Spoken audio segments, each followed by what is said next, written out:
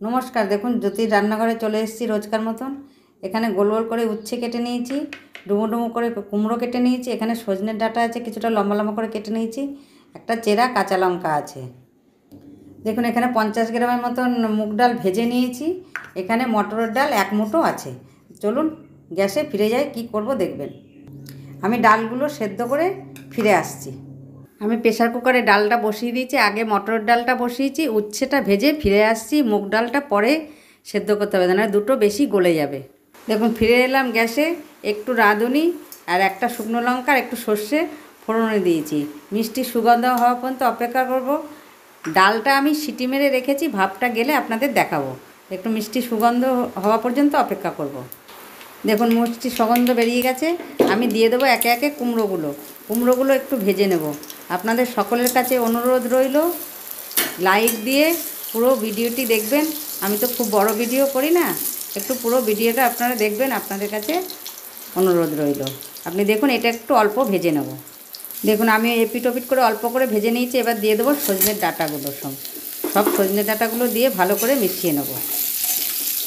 এর সঙ্গে দিয়ে দেবো চেরা কাঁচা লঙ্কাটা, দিয়ে দেবো 1 চামচ নুন। সকলের নুন তো স্বাদ সমান হয় না, কম বেশি হতে পারে, একটু মাঝখানে দেখে নেবেন, যদি লাগে তখন একটু দেবেন। দিয়ে দেবো ছোটো চামচের 1 চামচ হলুদ, কালার হওয়ার মতন দেব, দিয়ে ভালো করে মিশিয়ে নেব।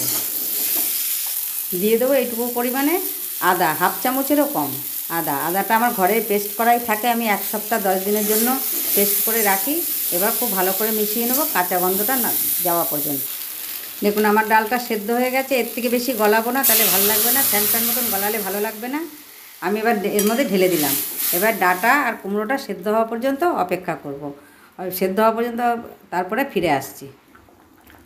দেখুন প্রায় সেদ্ধ হয়েই এসছে। আমি এই পর্যায়ে দিয়ে দেবো 1.5 চামচ 4 চামচের চিনি।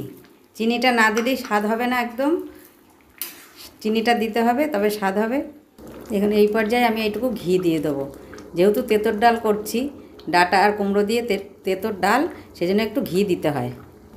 এবার নাবিয়ে আপনাদের দেখাবো। আমার যদি এই ডালটা আপনাদের ভালো লেগে থাকে, লাইক কমেন্ট শেয়ার করবেন, বেল আইকনটি প্রেস করে দেবেন। আমি নাবিয়ে দেখাচ্ছি। দেখুন উচ্ছেগুলো আমি এবার ওপর থেকে ছড়িয়ে দেবো, কেন বেশি ভিজে গেলে না তেতো হয়ে যাবে, সেই কারণে ওপর থেকে আমি উচ্ছেগুলো ছড়িয়ে দেবো।